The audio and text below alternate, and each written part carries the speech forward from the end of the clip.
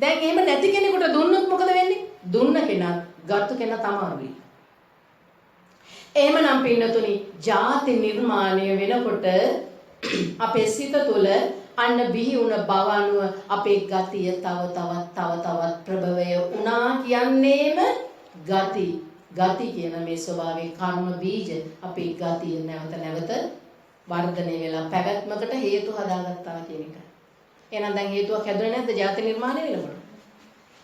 හේතුවක් හදාගත්තා. මෙන්න මේ ක්‍රියාවලිය පින්නතුනි අතුලාන්තේ සිද්ධ වෙනවා. එහෙමනම් අපිට ඕනෑ තරම් රූප ශබ්ද ගන්ධ රස ස්පර්ශ ධම්ම මේ ඇස් වලට මේ කන් වලට මේ නාසය ඔස්සේ ඇස් වලට කියන්න බෑ ඇස ඔස්සේ කන ඔස්සේ නාසය ඔස්සේ දිව ඔස්සේ කය ඔස්සේ මන ඔස්සේ අපිට ඕනා තරම් රූප ශබ්ද ගන්ධ රස ස්පර්ශ බාහිර ලෝකේ ලෑස්ති වෙලා තියෙනවා හැම අටවලා තියෙනවා ඕනනම් ඔබට ගිලින්නත් පුළුවන් ඕන ඔබට ගිලින්නේ නැතුව පරිස්සමට පරිහරණය කරන්න පුළුවන් පරිස්සමට පරිහරණය කරනවා ආර්ය ශ්‍රාවකයෝ. පෘථග්ජන ලෝක සත්‍ය ගිලිනවා එම. ඒ නිසා මාර බන්ධනයට අහු වෙනවා. මාරයාගේ උගලට අහු වෙනවා. ඒ ආවුනේ මඤ්ඤමානෝකෝ භික්ඛවේ බද්දෝ මාරස අමඤ්ඤමානෝ මුත්තෝ පාපිමතෝති. ඒ පාපී මාරයාගේ මිදෙන්න නම් අමඤ්ඤමාන වෙන්න ඕනේ. මමත්වෙන් ගත යුතු නැහැ. මමත්වෙන් ගන්නේ මොනවද? මමත්වෙන් ගන්නේ මොනවද? අපි මාත් වෙලා මමත්වෙන් ගන්නේ මොනවද? පංචස්කන්ධය. ගන්නකොට මොකද වෙන්නේ? උපාදානස්කන්ධය. බුදුහාමුදුරුවෝ කිව්වේ මොකද්ද? සංකිට්ඨේන පංච උපාදානස්කන්ධා දුක්ඛ. වෙන දුකක් නැහැ. උපාදානය කර ගැනීම තුල ඔබ භව බිහි කරගෙන ජාති නිර්මාණය කර ගැනීමමයි ජාති ජරා මරණ සිදු වෙන්නේ.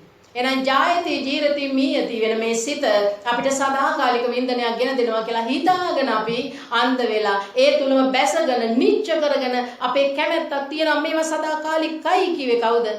අපේ සිතමයි. අද අපිට කියනවා සදාකාලික නෑ.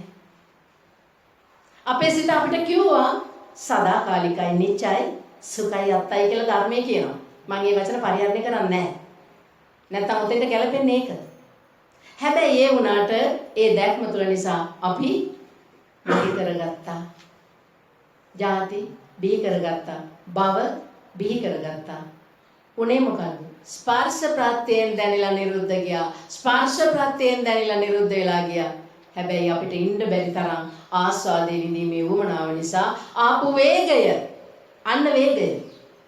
ඕක තමයි වේගය.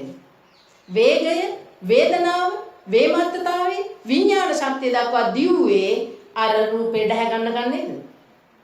අර ශබ්දේ දැහැ ගන්න නේද? එහෙනම් ඒක ගත්තට පස්සේ ඉවරයි. හැබැයි මෙහි ජාති සැකසීලා. එහෙනම් සතුට තුල දුක නිර්මාණය වෙන්නේ නැද්ද?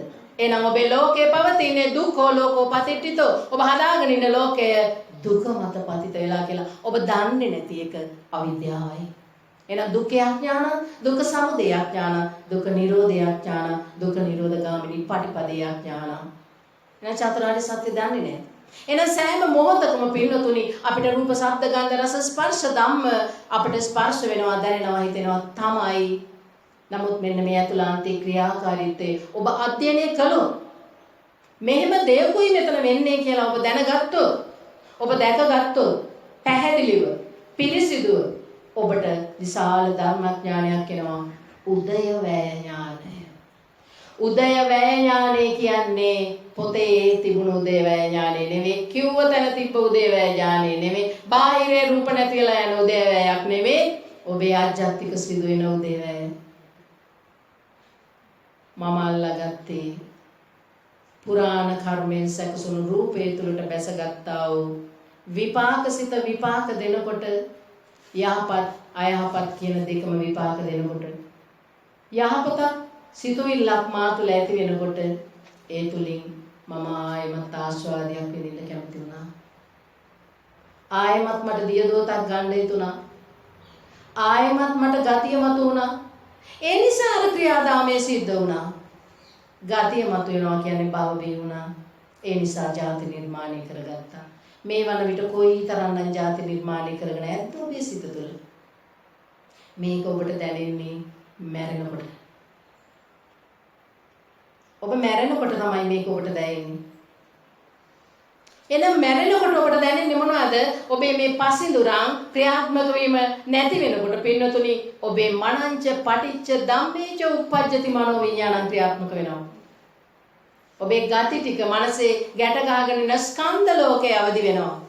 ඔබ එකතු කරගත්තේ දෙයක් නෙමෙයි පින්නතුනි ස්කන්ධ පහක් රූප වේදනා සංඥා සංකාර විඥාන කියන ස්පර්ශ ප්‍රත්‍යයෙන් සැකසී නිරුද්ධ ගිය යන දේ අපි නොදන්නාකම නිසා ඒක අපි බොහොම වේදනාවක් විඳින්න අල්ලා බදාගෙන තණ්හා උපාදාන භව ජාති කරගෙන නිර්මාණය කරගත්තු සත්තු ටික ඒ මොහොතේ ඉපදුන සතා අපිට ඉන්න දෙන්නේ නැවද දෙනවා.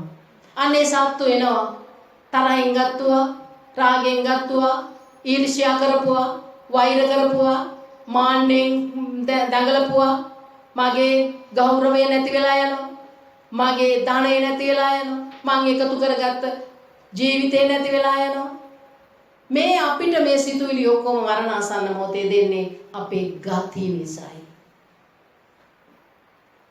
දැන් මේ ගති නැති වෙනවා කියන එකට තව කියන වචනයක් මොකද්ද? ආසාවක් කියලා. ආසව හැලියක් අපිට තිබුණා. අරගෙන ආවේ ඔක්කොමලා. ආසව හැලියක් ගෙනාවා. ආසව හැලිය කියන්නේ මොනවද? එකතු කරලා පල් වෙච්ච ගොඩනේ. ආසව කියන්නේ පල් කරලා ගන්න බෙහෙත් ද්‍රව්‍යයක් වගේ තමයි මේ ඇතුලේ පල් වෙවි අපේ ගති තියෙනවා. ඉතින් පල් වෙවි තියෙන තාක්කල් ඒක තව හොඳට මුල් බැසගෙන ඒකේ සාරය වැඩිනේ පල් වෙන්න බෙහෙත්වල උනත් අර ආසව හදනවා කියලා කියන්නේ. එහෙමනම් මේ ආසවත් ඒ වගේ තමයි පින්නතුනි පල් වෙන්න මුල් බැස ගන්නවා. ඒ මුල් බැස ගන්න ගතිය තමයි අපිට උදුරන්න අමාරු. මගේ අම්මට මට තියෙන ආදරේ මගේ හිතෙන් අයින් වෙන්නේ නැහැ. අනේ මගේ පුතාට තියෙන ආදරේ මගේ හිතෙන් අයින් වෙන්නේ නැහැ. කොහොමද අනේ පුතා අමතක කරන්නේ? ඔය මොන ධර්මයේ තිබුණා? අනේ කොහොමද මගේ වාහනේට මොනවා හරි වෙනකොට මට දුකයිනේ. එමනම් වාහනේ උපාදානය කරගත්තා කියලා කියන්නේ ඒ වෙනුවෙන් සැකසුන මගේ රාග ගතිය නැවත මතුවලා එන එක නේද? එමනම් ජාති නිර්මාණය වෙන්නේ නැද්ද? ප්‍රභවය වෙන්නේ නැද්ද? සසර නිර්මාණය වෙන්නේ නැද්ද? ඉතින් ඕකමනේ කරන්නේ හැමතිස්සෙම. එහෙනම් කොහොමද කියන්නේ ඔබ නගති කියලා? කොහොමද ඔබ කියන්නේ සම්මාදිට්ඨිය කියලා? හැබැයි මේක දැකපු කෙනෙක් මේ සත්‍ය අවබෝධ කරගත්ත කෙනෙක් මේ නිවැරදි කියලා තේරුම් ගත්ත කෙනා සම්මාදිට්ඨිය. ඒ කියන්නේ දිට්ඨි වශයෙන් එයා පිරිසුදු වෙලා. විවට්ට වුණා දිට්ඨි වශයෙන්. දිට්ඨි වශයෙන් විවට්ට වුණා කියන්නේ මේ තුවක්කල් මං හිතපු විදිය නෙමෙයිනේ මෙතන සිද්ධ වෙන්නේ. බලන්න ගියාම මේ සිතයි ගතයි දෙකක් බෙදලා බලපුවම සිත මේ වාගේ ගත මේ වාගේ. සිත කියන එක මේ මං පුරාණ කර්මයෙන් රැස් කරන රතු කර්ම ශක්තිය විපාක දෙදී අවසන් වෙලා යනවානේ. අවසන් වෙලා ගියා නම් එතන මොකද්ද වෙන්නේ? අවසන් වෙලා යන්න ඇරියා නම් මොකද වෙන්නේ? එමනම් පින්නතුනි කේනම් පුරාණං නවන්නති සම්භවං විරත චිත්තායතිකේ බවස්මි තේ කීන බීජාවිරුලිචන්ද නිබ්බන්ති දීරායතයම්පදීපෝ. එනම් පහනක් නිවුණා වගේ නිවිලා යනවා. පහනක් නිවුණා වගේ නිවිලා යන්න පුළුවන්ද කියලා තම තමන් කල්පනා කරලා බලා ගන්න. දැන් මරුණොත් මට මොනවද මතක් වෙන්නේ? ඒ වුණාට කියනවා මම හැමදේම අත්හැරලා ඉන්නේ. මට කිසි දෙයක් අවශ්‍ය නැහැ. මගේ හිතේ කිසිම විදියක බැඳීමක් නැහැ. හැබැයි තමන්ගේ ලෝකේ එකක් නැති වෙන්න ඕනේ බලන්න. අන්න එතකොටයි දුක හටගන්නේ. තමන්ගේ ලෝකේ. තමන් ගොඩ ගහගෙන ඉන්න එකෙන් බාහිර ලෝකෙන් වෙනස් වීමක් සිදු වෙනකොට අන්න තවම මගේ ගතිය තියෙනවා එහෙනම් රාග ගතිය. මගේ ගතිය තවම තියෙනවා දේශ ගතිය. මට තරහ එනවා නම් තවම දේශ ගතිය තියෙනවා. එහෙනම් ගති නගති වෙලා නැහැ. ගති තියෙනවා. ගති තියෙන තාක්කල් කොහෙන්ද පින්නතුනි සසරෙන් ඉපදීම නිමා වෙන්නේ?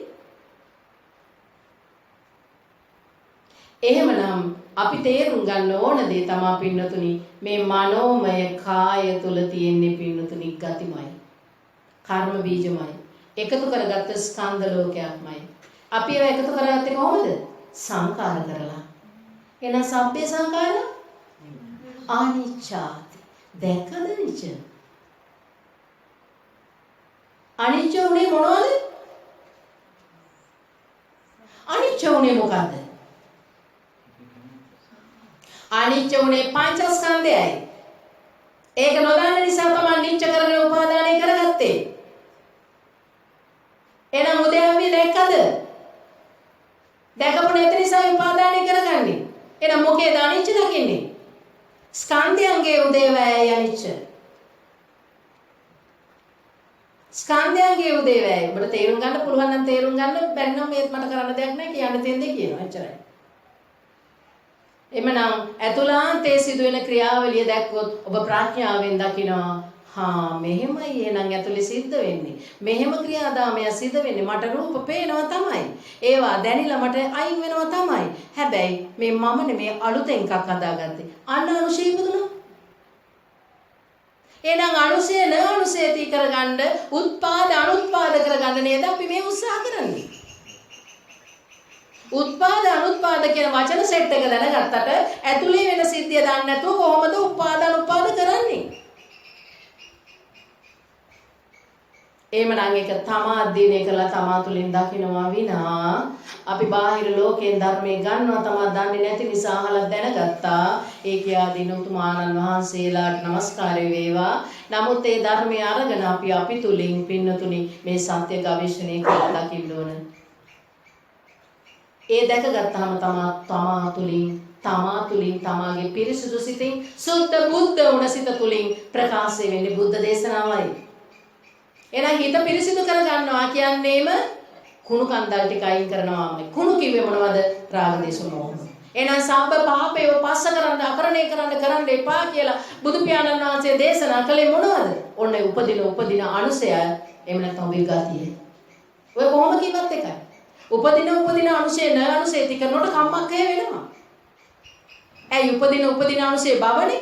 බව තුලනේ කර්ම රැකසෙන්නේ.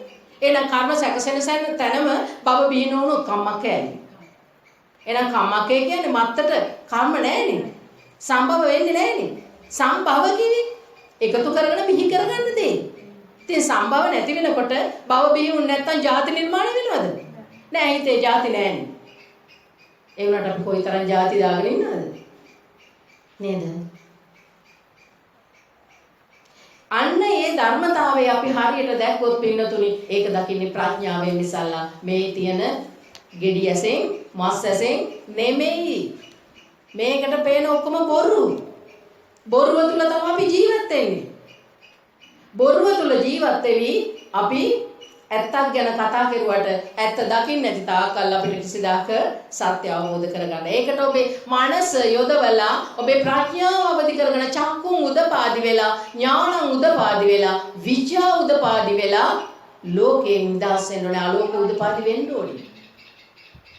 එහෙනම් ධම්මැස පාද ගන්න ඕනේ. ඒ අනුව තමයි ඔබට ඥාන පහළ වෙන්නේ. චක්කුන් උදපාදි ඥානං උදපාදි. පළවෙනි ඥානෙ මොකද්ද? සෝතාවදානේ පඤ්ඤා සුතමේ ඥානය. ඊළඟට සුත්තාන සංවරේ සීලමේ ඥානය. ඊළඟට භාවනාමේ ඥානය. ඊළඟට භාවනාව කියන්නේ මොකද්ද? භාවනාව කියන්නේ පින්නතුනි මනංච පටිච්ච ධම්මේ චොස්සේ එන්නා වූ විවිධාකාර කාම විතක්ක ව්‍යාපාද විතක්ක හිංසා විතක්ක ආදී දැනගෙන දැකගෙන ඒවාටත් අපි ප්‍රතිචාරය දක්වන්නේ නැතුව ඒමුත් මිදී නිදහස් වෙන එක. ප්‍රතිචාරය දක්වනවා කියන්නේ මේක අපි කැමැත්තෙන් අල්ලගන්නවා කියන එකයි. ඇයි? දාගත්තේ කැමති හින්දානේ. ප්‍රිය බව නිසානේ. කාමච්ඡන්දේ නිසානේ. කැමැත්තට බැඳුන නිසානේ. එහෙනම් ප්‍රිය බව නිසාම තමයි අපි සකසගත්තේ ලෝකෙම. අප්‍රිය භවෙන් ලෝකේ සකසා ගන්නවද? නැහැ. අප්‍රිය භවෙන් සකසා ගන්න නැහැ. ප්‍රිය භවෙන් සකසා ගන්නා වූ ලෝකෙ වෙනස් එකකට අප්‍රිය භවය තියෙනවා. දුක ඇති වෙනවා. දුක කියන්නේ දෙවෙනි තැනට එන දෙයක්. එමනම් තමන්ගේ සිතේ තමන්ගේ ලෝකේ නිර්මාණය වෙන ආකාරයේ යම් කිසි කෙනෙක් ප්‍රඥාවෙන් දැක්කොත් අන්න යා උදේවය දැක කෙනෙක්. අන්න යා සමාධියටපත් වෙන කෙනෙක්. අන්න යා ධර්මයේ තේරුම් ගත්ත කෙනෙක්. අන්න යා තමව අධ්‍යයනය කරගත්තු කෙනෙක්. එයා තමගේ සිත තුළින් සත්‍ය දැනගත්තු කෙනෙක්. අන්න බුදුහාමුදුරුවෝ කරපු දේ කරන කෙනෙක්. තව කෙනෙක් කරන දේවල් කරලා ඔබට නිවන ලබන්න බෑ. ඔබ බුදුහාමුදුරුවෝ කිව්ව දේ හරියට අහලා දැනගෙන ඒ අනුව ඔබ ගවේෂණය කරලා ඔබේ හිත පිරිසිදු කරගන්න ඔබ දැනගන්න ඕන. බුදුහාමුදුරුවෝ කලේ මොකක්ද? බුදුහාමුදුරුවෝ කලේ තනිවම ඒ රාත්‍රියේ බෝධිය ළඟට වෙලා මොකද්ද ගවේෂණය කළේ? සිතයි. සිතේ මොකද්ද ගවේෂණය කළේ? ක්‍රියාකාරීත්වයයි. මොකද්ද ක්‍රියාකාරීත්වය? කායේ කාය. කායේ කායානුපස්සී විහෙරති ආතාපි සම්පජානෝ සතිමා විනේය ලෝකේ අවිජ්ජා දෝමනස්ස. අවිජ්ජාව දෝමනස්ස නැති වෙලා යන්න උත්සාහ කරන්නේ කායේ කාය ක්‍රියාවලිය දැක්කෝ. එහෙනම් චක්කු ප්‍රසාදයට ස්පර්ශ වෙනවා රූප.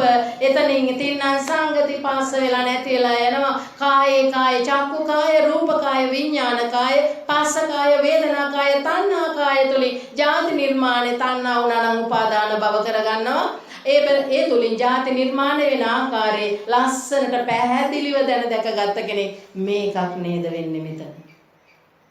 එහෙනම් මේක නේද මගේ බුදුහාමුදුරුවෝ කිව්වේ? මේක නේද ඇත්ත?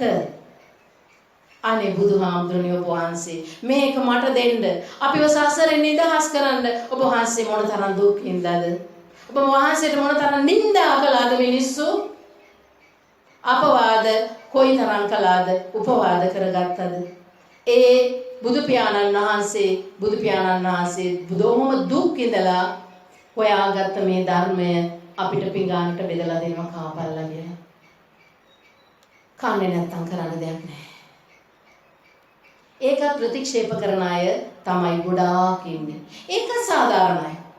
මොකද පැවැත්ම ගෙනියන්න කර්මයේ බර උගලගෙන යන කොටසකුත් ඉන්න ඕනේ. ඒක අපි කියලාද කරන්නේ? නෑ. හැබැයි කර්මයේ නිදහස් වෙලා ආර්ය මාර්ගයට ප්‍රවිෂ්ඨ වෙන පිරිසකුත් ඉන්නවා. මාර්ගඵලලාභී උත්තමාවියෝ ඉන්නවා.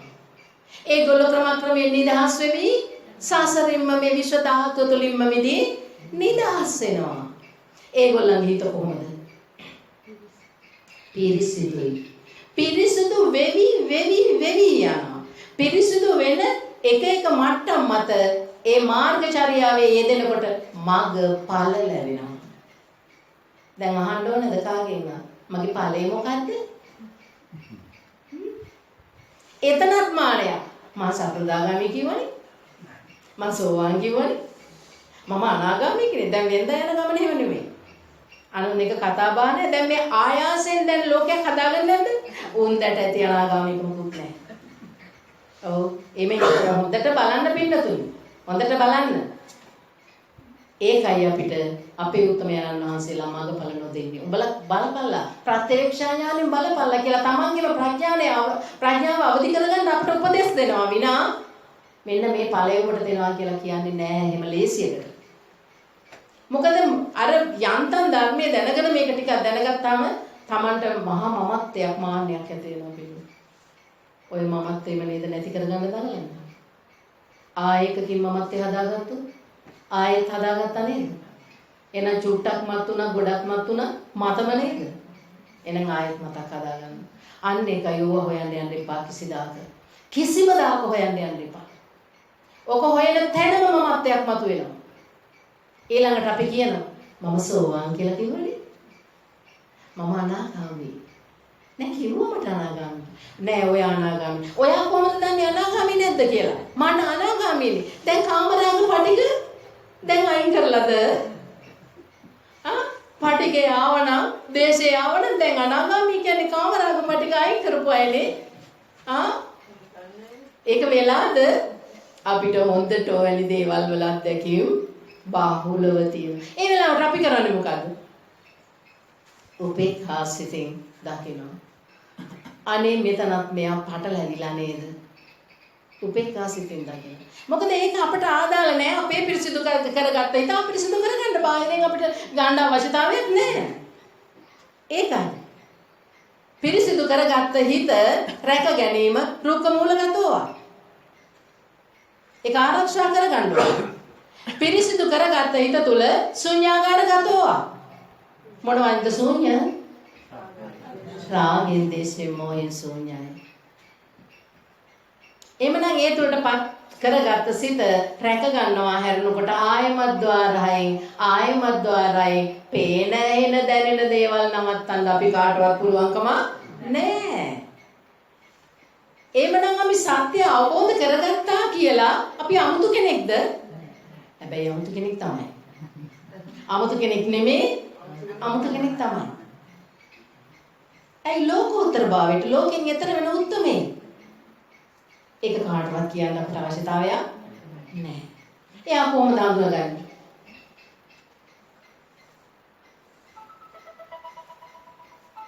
එයා කොහොමද හඳුනගන්නේ? එයා පින්නතුනේ භාවිතයේදී එයා කරන කියන දේවල් වලින් අපිට අඳුර ගන්න පුළුවන් ගාක් වෙලාවට. අපිට මහා වේදනාවක් කියන තැනදී එයා නොසැලී ඉන්න බව අපිට පේනවා. ඊට අවශ්‍ය උපදෙස් දෙන බව පේනවා.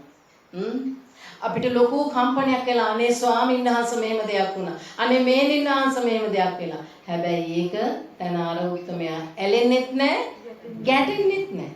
එයාගේ සුඛය මොකද්ද?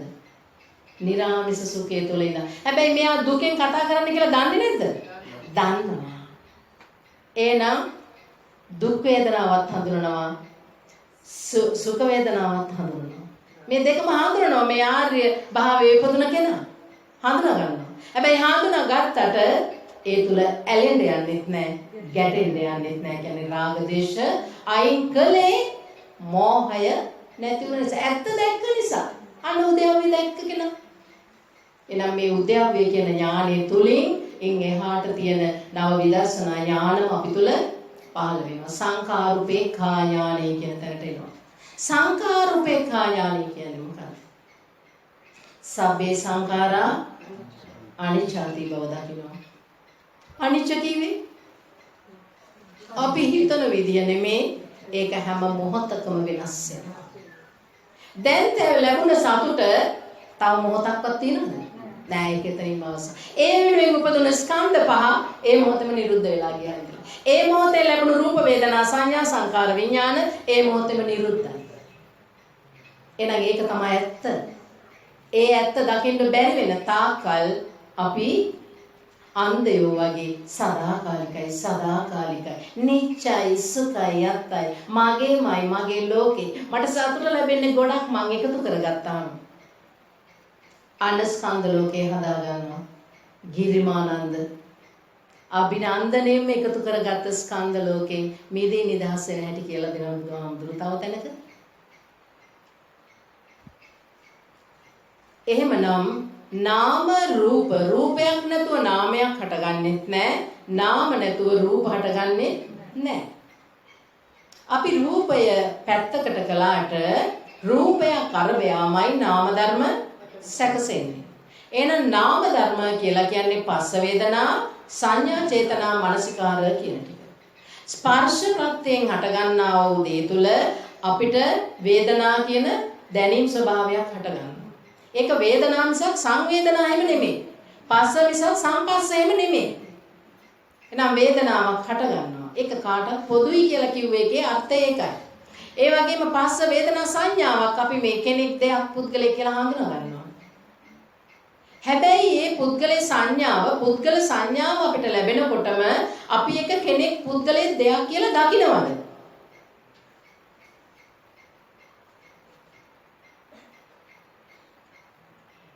මේ සංඥා තමයි ඔළුවේ දාගෙන තියෙන ඔක්කොම. එහෙමනම් මේ සංඥාව කියලා දෙයක් සංඥා කියන දේ කොහොමද ක්‍රියාත්මක වෙන්නේ? සංඥාව පස්ස වේදනා සංඥාවක් අපිට දැනෙනවා. නමුත් දැනෙන මොහොතේ ඒක සංඥාව පමණයි. හැබැයි ඒක යථාර්ථය අපි අවබෝධ කරලා තිබ්බොත් අපි දන්නවා සංඥාව කියන එක හටගෙන නිරුද්ධ වෙන දෙයක්. මොකද බුදු පියාණන් වහන්සේ තැනක කියනවා සංඥාව මොකක් කියලාද? මිරිඟුවක් කියලා. එනම් පෙන්නලා නැති කියලා යනවා. සංඥා සංකාර කිවි සංකාර කරන්නේ කොහොමද? එකතු කරගන්න ක්‍රියා කරන්නේ කොහොමද අපි? රාග දේශ මොහ වලින් තමයි. කොහොමද? කොහෙන්ද එකතු කරගන්නේ? සිත කය වචනය යන තිදොරෙන් අපි එකතු කරගන්න. ඒ තුලින් මොනවද කොහොමද කර්ම සැකසෙන්නේ? කාය කර්ම, වචී කර්ම, මනෝ කර්ම කියලා තුනක් ඔය සංඛාර තුලින් රැස් වෙනවනේ. එහෙනම් සංඛාර කර්ම වුණොත් කාටද ආහාර? විඥාණයට. පැවැත්මට. සංඛාර කර්ම වුණොත් විඥාණයට ආහාර. එහෙනම් වචී සංඛාර, කාය සංඛාර, චිත්ත සංඛාර තුල අපේ තුලින් සිදු වෙනකොට ඒකෙන්ම කාය කර්ම, වචී කර්ම, මනෝ කර්ම සිදු කරගත්තොත් ඒ කර්ම පුඤ්ඤාභි සංඛාර, අපුඤ්ඤාභි සංඛාර, අනෙඤ්ඤාභි සංඛාර කියලා තියෙනවානේ. ඒ තුන අභිරතෙන් අල්ලගත්තොත් ගැඹුරින් අන්න ආයේ ජීවිතේ, අන්න ආයේ ජාති, අන්න ආයේ පැවැත්ම, අන්න ආයේ හේතු. තේරෙනවද? එහෙනම් පුඤ්ඤාභි සංඛාරය අල්ලගත්තත්, අපුඤ්ඤාභි සංඛාරය අල්ලගත්තත්, අනෙඤ්ඤාභි සංඛාරය අල්ලගත්තත් ඔබ උපාදානයමයි වෙන්නේ. ඔබ ලෝකයක් නිර්මාණය කරගන්නවා, නැවත පොතකට හේතු අල්ලගන්නවා. අන්න එතන අபிසංඛාර කියන්නේ අபிසංඛාර මායයට ගොදුරු වුණා. ඒ සංඛාර වර්ග පහක් තියෙනවානේ. මාච්චු මාර, ක්ලේශ මාර, දේව පුත්ත මාර, අபிසංඛාර මාර, ඔම කියලා මාර තියෙනවා. මේ කොයි ක්‍රමයෙන් හරි අපි බන්ධනයක්මයි වෙන්නේ. මාර බන්ධනයක්මයි. මේවා ගැඹුරු වචන වුණාට පින්නතුනි මේකේ ක්‍රියාකාරීත්වය හරි සරලයි. අපි පින උපාදානය කරගත්තොත් අභිරතෙන් අල්ලගත්තා කියන්නේ සබ්බ ලෝකේ අනබිරත නෙමේ, අභිරත සංඥාවක් අල්ලගත්තා කියන එක නෙමේ කියන්නේ. සබ්බ ලෝකේ කොහෙන්ද හැදුනේ? මොකද්ද සබ්බ ලෝකේ? සබ්බ කිවි මොකද්ද? සබ්බ සූත්‍රය මොකද්ද? සියල්ල. එතකොට සියල්ල කොහෙද තියෙන්නේ? ඒ කිව්වේ රූප වේදනා සංඥා සංකාර විඥාන කියන සිත තුල තන සබ්බ සියල්ල මහණෙනි මම නුඹලාට කියනවා. සබ්බ සූත්‍රය කියනවා. එහෙනම් ඒ විග්‍රහ කළේ මොකක් ගැනද? සිත ගැන. එහෙනම් පංචස්කන්ධය තුල නැද්ද රූප වේදනා සංඥා සංකාර විඥාන කියන්නේ සබ්බ කියන සියල්ලම තියෙනවා. ඔය පහම නේද ඇස ඔස්සේ කන ඔස්සේ නාසය ඔස්සේ දිව ඔස්සේ කය ඔස්සේ මන ඔස්සේ හටගන්නේ ඔය පහම නේද? ඔය පහම හටගෙන නිරුද්ධ වෙනවා උදේවැය වෙනවා කියලා අපිට තේරුම් ගන්න බැරි වෙන නිසා හටගන්න දේ අපි අයි කරගන්න යයි මේ වරදට වන්දි නේද අද මේ ගෙවන්නේ?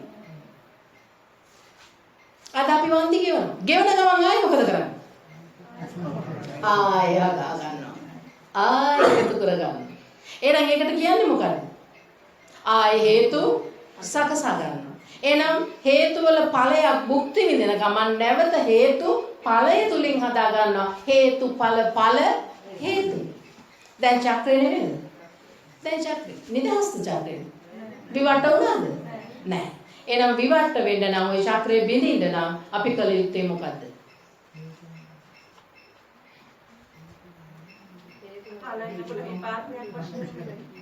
විපාකයේ වශයෙන් දැකලා විතරක් ඇද්ද? විපාකයක් වශයෙන් දකින්න එක හරි. විපාකයක් වශයෙන් විතරක් දැකලා හරිද? විපාකයක් වශයෙන් දැක ගන්න ගමම නවන්නති සම්භවම වෙනවා. ආයකට කරගන්නේ නැති වෙනවා. භව නැවත බේන කරගෙන ඉන්න ඕනේ. කරපු විපාකයට දැන් කරන්න දෙයක් නැහැ. ඔයාලා ඔක්කොමලා ඉපදිලා. දැන් ඕගොල්ලෝ ඔක්කොම ලෝකයක් හදාගෙන ඕගොල්ලන්ගේ හිත තුල ගති තියෙනවා. දැන් ඒ ගති අරගෙන ආපු කර්මය වේගෙන් අර බමරේ වගේ පුච්ච ගිනි තිබ්බාම වේගෙන් ගෙවිලා යනවා වගේ කර්මයක් ආවශ්‍යත් මේ වේගෙන් ගෙවිලා යනවා. නේද? ඒ ගෙවිලා යන අතරේදී දරුවා අල්ල ගන්නවා, ස්වාමියා අල්ල ගන්නවා, ආයේ ගේදර අල්ල ගන්නවා. හැබැයි ඒ අල්ලගත්තේ මේ එළියේ තියෙන ගේදරද? නෑ. උපාදාය රූප. එහෙනම් උපාදාය රූප කියන එක එකයි මම කිව්වේ. චක්කු ප්‍රසාදයට ස්පර්ශ වෙනකොට ස්පර්ශ ප්‍රත්‍යයෙන් නැති වී යන උපාදාය රූපය තුලින් එය නැති වෙලා යනවා. නමුත් අපි තුලින් මතුවෙන වේදනාව ආස්වාදේ නිසා ආස්වාදේ ආදීනවේ නොදන්න නිසා නිස්සරණයටපත් වෙන්නේ. ආස්වාදේ තුලම ඇලී ගැලී ඉන්න නිසා නැවස ಜಾති නිර්මාණය කරගන්නවා අපි. නමුත් අපි ආස්වාදේ ආදීනව අවස්ථාවක් කියලා කියනවා. නමුත් ආස්වාදේ ආදීනව නම් නැවත දුකකටපත් වීමට ಜಾති නිර්මාණය වීමමයි. ඒක අපි දැක්කොත් ඒ සත්‍ය අපි අවබෝධ කරගත්තොත් ජාති තුල ජරා මරණ ව්‍යාධි ශෝක පරිදේව දුක්ඛ දෝමනස දැන් අපි විඳිනවා කියන දේ අපි දැනගත්තොත් අපි නැවත ජාති නිර්මාණය කර ගැනීමට පෙළඹෙන්නේ නැහැ. එහෙමනම් අපි හේතුව දැක්කා කියන්නේ සමුදය දැක්කා කියන එකයි. ඒ සමුදය නිරෝධ කළ යුතුයි කියලා අපි දැනගන්නකොට අර සමුදය වෙන්න නොදී සමුදය නිරෝධ කරන්න පුළුවන් වෙන්නේ ප්‍රඥාවෙන් අර උදේවය දැක්කොත් විතරමයි. නැත්තම් සමුදය නිරෝධ කරනවා කියලා මේ පේන රූපම අම්බලන්නේ නැහැ කියලා ඉන්න එකක් එහෙම නෙමෙයි. අනේ මාත් එක්ක කතා කරන්න එපා මේ සමුදය බිහි වෙනවා කිව්වට හරියන්නේ නැහැ. ඒක මේ ආයාසයෙන් ගොඩනගාගත්තු විකාර ලෝකයක්. එහෙමනම් අපි අතුලාන්තේ තුලයි අපේ ස්ථානය ප්‍රඥාවන්තයි. එයා අවදියෙන් ඉන්නේ. එයා සතිමත්. එයා සමුදය නිරෝධ කරන කෙනෙක්. එයා එහෙමනම් ඉන්නේ මේ ලෝකයේ තුල නෙමෙයි. එයා ලෝකෝත්තර වෙලා ඉන්නේ. එයා ප්‍රඥාව අවදි කරගත්ත ගමන් බුදුවරු ඉන්නේ විඥා විමුක්තිය තුල. ඒ කියන්නේ අවිද්‍යාව දුරු වුණ එකතු කරන ස්වභාවය නැති අවිද්‍යාව තියෙන තාක්කල් ආසව ගති තියෙන තාක්කල් අපි අවිද්‍යාවෙන් කටයුතු කරලා තණ්හාවෙන් බැඳලා උපාදානය කරගන්නවා. අපි තුල අවිද්‍යාව නැති වෙනකොට සත්‍ය තේරුම් ගන්න නැති වෙනකොට විඥා විමුක්තියට මිදී නිදහස් වීමටපත් වෙනවා. බුදු පියාණන් වහන්සේ දේශනා කරනවා කුණ්ඩලිය අහනවා ඔබ වහන්සේ කුමන ඵලසෝයකද වාසය කරන්නේ? විඥා විමුක්ති ඵලානිසංස ඉද කුණ්ඩලිය මම විඥා විමුක්ති සෝයෙන් පසු වෙනවා. ඒ කියන්නේ අවිද්‍යාව දුරු කරලා. අවිද්‍යාව දුරු කරා නම් මොකද්ද සිද්ධ වෙන්නේ? විමුක්තිය ලැබෙන බව සැබෑව. අවිද්‍යාව දුරු වෙන තැන සිද්ධ වෙන්නේ මොකද්ද?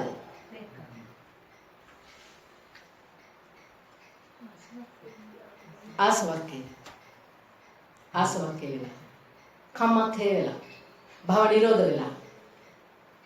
එහෙනම් ආනාපාන සති සමාධි භාවනාවෙන් සමුදය නිරෝධ කරලා. ඒ කරමින් යන මාර්ගය ආනාපාන සති භාවනාව වුණාට කල යුත්තේ කරලා ඉවරලා කතං කරණීය. එහෙමනම් අවිද්‍යාවට හේතුව මොකද්ද? ආසව. ආසව කිව්වේ මොනවද? ගති. ගති පොදිය. එමනම් ගති තියෙන තාක්කල් අවිද්‍යාව බිහි වෙනවාමයි. බිහි වෙන තාක්කල් තණ්හාවෙන් බැඳෙනවාමයි. තණ්හාවෙන් බැඳෙන තාක්කල් ජාති නිර්මාණය වෙනවාමයි. ජාති නිර්මාණය වෙන තාක්කල් සෝක පරිදේව දුක්ඛ දෝමනස් උපායාස ව්‍යාධි මරණ ධම්ම කියන මේ සෑම දෙයක්ම අපිට හිමි වෙනවාමයි. හිමි වෙනකොට අපි ආයේ අනේ ඇයි මෙහෙම වෙන්නේ? ඇයි මෙහෙම වෙන්නේ? මට විතරද වෙන්නේ? නෑ ඔක්කොම වෙනවා. මට විතරක් නෙමෙයි. ඒක තේරුම් ගන්න බැරිකම නිසා නැවත යලි හඬා වැටෙනවා. එහෙම වෙනවනම් ඇයි අඬන්නේ? එහෙම වෙනවනම් ඒක ධර්මතාවයේ බව තේරුම් ගන්න බැරි වුණ නිසා නේද හඬන්නේ දොඩන්නේ? ආයෙමත් තමන් හඬනවා දොඩනවා කියන්නේ ඇයි? මට අහිමි වුණා. අහිමි වුණ තැන මොකද්ද අපේ සිතේ ඇති වෙන්නේ? ද්වේෂය. එහෙනම් එතකොට ගති නගති කරනවද? තේසං හේතු නිරෝධ කරනවද? නෑ පින්වතුනි නෑ. කිසිසේත්ම නෑ. එහෙනම් ඔබවත් දන්නේ ඔබ සසරට ඇදගෙන යනවා. ඒක ප්‍රඥාවෙන් විමසිල්ලෙන් ඔබේ සිත දෙස බලාගෙන සිටියොත් පමණයි ඔබට ඒක දකින්න පුළුවන් වෙන්නේ. නැත්නම් ඔබ මේ විඥානී මායාවට හසු වෙන මොහොත කොයි මොහොතද කියලා කියන්න බෑ. ඒ තරම් තියුණු තීක්ෂණ වුණ ගොදුරක් දැහැගන්නේ කොහොමද කියලා මේ දොරවල් හය බලාපොරොත්තුෙන් ඉන්නවා. ගොදුරු ඕනෑ තරම් බාහිර ලෝකේ තියෙනවා. ඒ ගෝචර රූප ගොදුරු අපිට කොයි මොහොතේ හරි අපිව දැහැගන්න ස්වභාවයට පත් වෙනවා. ඒක දැන දැක ගන්න ඕන. ඒක දැන දැකගෙන අපි මේ විපාකයක් ගෙවනවා කරගත්ත හරිය මදයි කියලා හිතාගෙන ඒ අනුව අපි අර මේ විපාකයක් වශයෙන් විපාක සිත් පරම්පරාවක් ගෙවිලා යනවා. විපාක සිත් පරම්පරාව ගෙවෙනකොට අපි අලුතෙන් එකතු කරගන්න නැතුව අර ගෙවි වැවි යන කොටස වැවි යන්න හැරලා අපි නැවත සමුදේ කරගන්නේ නැතුව සමුදේ කියන්නේ මොකද්ද?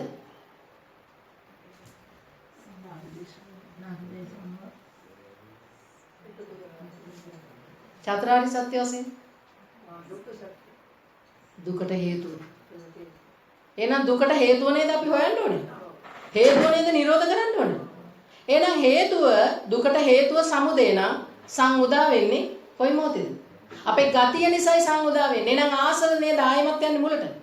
ආසව නිසා අවිද්‍යාව නිසා නේද සංඛාර කරලා අපි අර විදියට තණ්හාවෙන් බැඳිලා සසර නිර්මාණය කරන ජාති නිර්මාණය කරගත්තේ. අවිද්‍යාව දුර වෙනකොට අර ගති පොදිය ඉවරයි න ගති පරිහරණය කරන්නේ නැහැ. නම් සංඛාර උපේක්ඛා ඥානයක් අපට තියෙනවා උපදිනවා. සබ්බේ සංඛාරා අනිච්චාති යදා පඤ්ඤාය පස්සති යත නිබ්බින්දති දුක්ඛේ ඒසමග්ගෝ විසුද්ධිය. අනිච්චාවත සංඛාරා උපාද වය ධම්මිනෝ උපජ්ජිත්වා නිරුච්ඡanti තේසං උපතං සුඛෝ. අනිච්චාවත සංඛාරා උපාද වය වෙනවා. ඒත් අපි උපජ්ජිත්වා නිරුච්ඡanti කෙරුවේ නැත්තම් උපාද වය වුණාට සමුදේ කරගන්නවා. එහෙනම් උපජ්ජිත්වා නිරුච්ඡanti නිරුච්ඡ කරන්න ඕනේ. රෝධ ගන්න නැතුව ඒක නිරුච්ඡ කරන්න ඕනේ. රුච්ඡති නිරුච්ඡති කරන්න ඕනේ.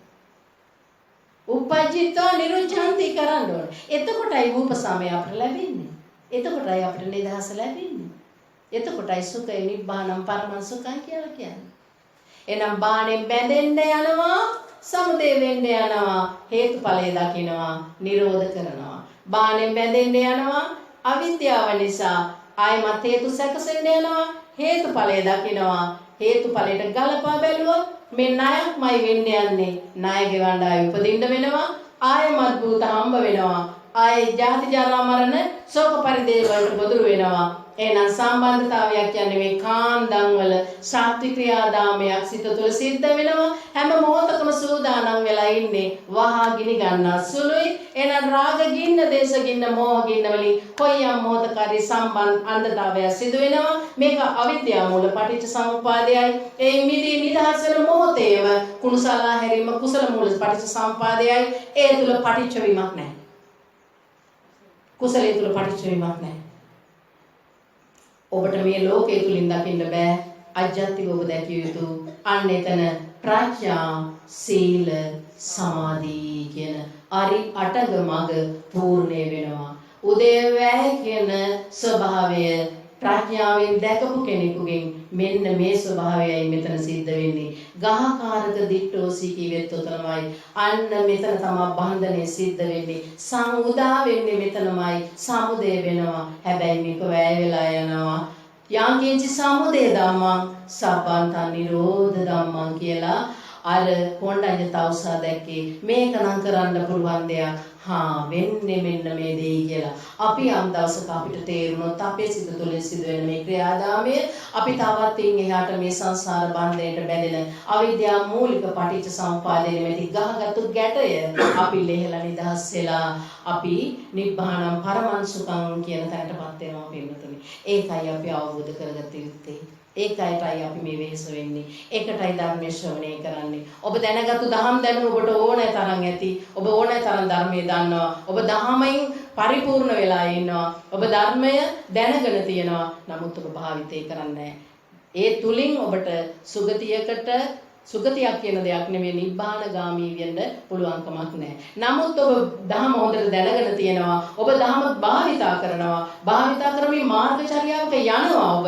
ඒ යන නිසා ඔබට මේ මාර්ගයේ මඟඵල ලැබෙනවා. එහෙනම් මේක දෙපැත්තක්. කරන කෙනාට ඒ දේ ලැබෙනවා, නොකරන කෙනාට ලැබෙන්නේ නැහැ. එහෙනම් මාර්ගචර්යාවක් අපිට කියලා දීලා තියෙනවා. මෙන්න මේ ඇතුළාන්තේ නාම රූප වලින් සැකසෙන සත්‍යය සැකසෙන්නේ මෙහෙමයි. ගර්භයකට ඇතුළත් වෙන්නේ විඥාන ශක්තියයි.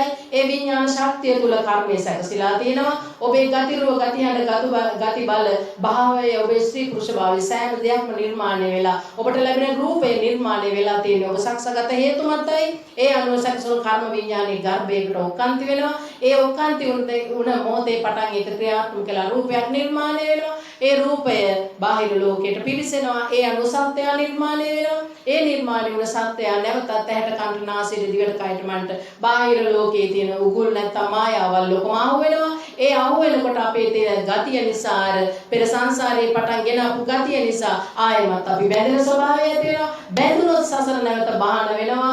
නොබැඳුනොත් අපි නිබ්බාන වෙනවා කියන ගමන කොහොමද කරන්නේ කියන එක ධර්මය අහලා ශ්‍රවණය කරලා අපි තේරුම් ගන්නවා. ඒ අනුව අපි දකිනවා පස්ස වෙනවා. ඒවා නිරුද්ධ වෙලා යනවා. උදයව්‍ය දකිනවා. උදයව්‍ය තුලින් මෙහෙම දේකුයි ඇතුලේ මේ සිස්ටම් එක ක්‍රියාත්මක වෙනවා. මේ විදිහට මේම බැඳෙන ස්වභාවය තියෙනවා. නොබැඳුනොත් නිබ්බාන, බැඳුනොත් බාන.